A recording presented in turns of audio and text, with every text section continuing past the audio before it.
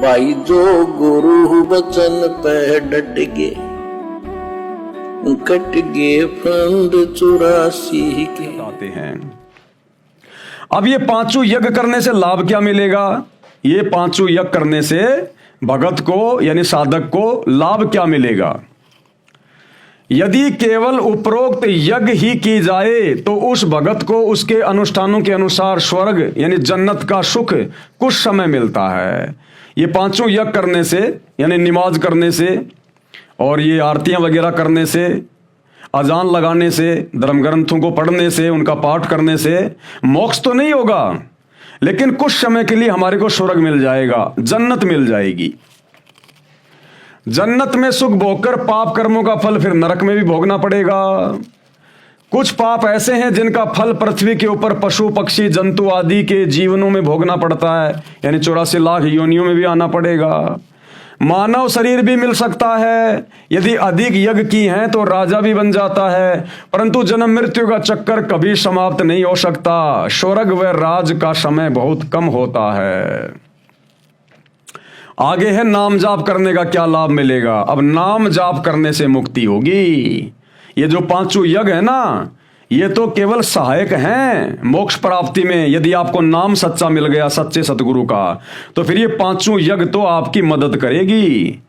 जिस प्रकार कोई भयंकर रोग है तो रोग तो कटेगा ऑपरेशन से, लेकिन वो ग्लूकोज लगाना, गोली दवाई खाना, वो समझो यज्ञ है।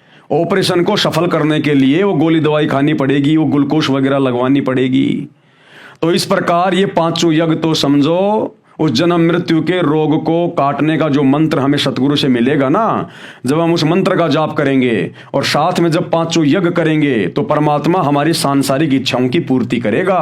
भक्ति मार्ग में हमें किसी चीज के भरोसे नहीं रहने देगा, लेकिन जन्म मरण का रोग कटेगा नाम का जाप करने से, और वो भी सच्चे सतगुरु से लेने से। यदि इन यज्ञों के साथ यथार्थ नाम का भी जाप किया जाए, कौन से यथार्थ नाम का? जो सूर अशूरा 42 आयत नंबर 1 और 2 में लिखा हुआ है, एन सीन काफ, जो गीता अध्याय 17 श्लोक नंबर 23 में लिखा हुआ है, ओम तत् सत, जो कि कोड वर्ड में है। वास्तविक मंत्र सतगुरु रामपाल जी के पास में है। यदि वो यथार्थ मंत्र आपको मिल जाएं सतगुरु रामपाल जी से, और सतगुरु रामपाल जी से वो यथार्थ मंत्र कोई भी प्राप्त कर सकता है, विश्व का कोई भी प्राणी निःशुल्क, बशर्ते उनका ज्ञान समझना पड़ेगा और उनको गुरु धारण करना पड़ेगा।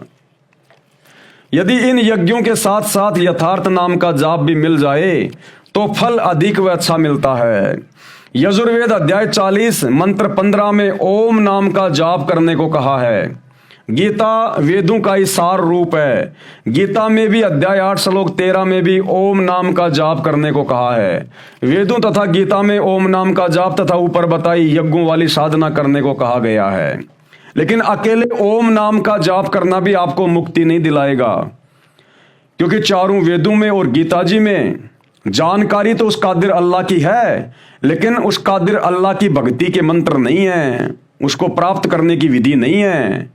केवल शैतान तक की साधना, काल तक की साधना, ओम नाम तक का मंत्र है इन वेदों में और गीता जी में। तो खाली ओम नाम का जाप करने से और साथ में पांचों यज्ञ करने से भी पूर्ण मुक्ति नहीं मिलेगी। आप महास्वर्ग में चले जाओगे, जन्नत में चले जाओगे। अपना कर्म फल भोगने के बाद फिर आपको नीचे जन्म और मृत्यु में आना पड़ेगा।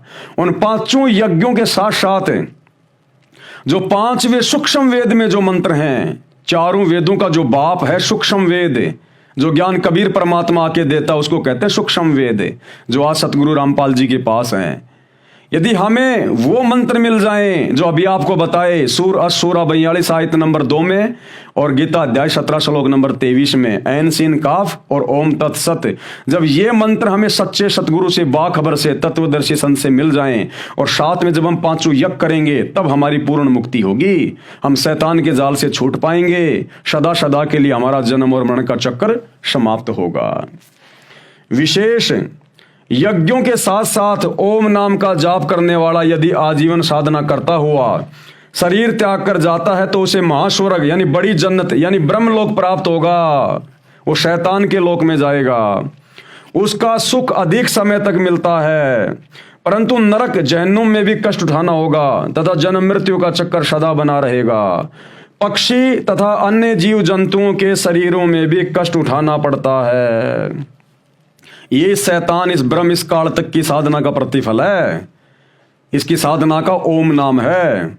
यदि आप पांचों यज्ञ भी कर रहे हो, ओम नाम का जाप भी कर रहे हो, तो केवल आप सनातनी पूजा कर रहे हो। सनातनी पूजा यानी वेदों के अनुसार पूजा, और वेदों के अनुसार पूजा से पूर्ण मोक्ष नहीं है, केवल शैतान तक ही जा पाओगे। हमने तो आदि सनातन पूजा करनी है, आदि सनातनी पूजा, उस कबीर अल्लाह वाली पूजा, सूक्ष्म वेद वाली पूजा, वो वास्तविक मंत्र जो कबीर अल्लाह ताला स्वयं धरती पर सतगुरु रूप में बाखबर रूप में प्रकट होकर देता है, वो साधना करने से आजीवन मर्यादा में रहकर तब हमारे को पूर्ण मुक्ति मिलेगी, जन्म मरण के चक्कर से छुटकारा मिलेगा। जो गुरु वचन पे डट गे, कट गे फंद 84 के, कट गे फंद 84 के, कट गे फंद 84 के।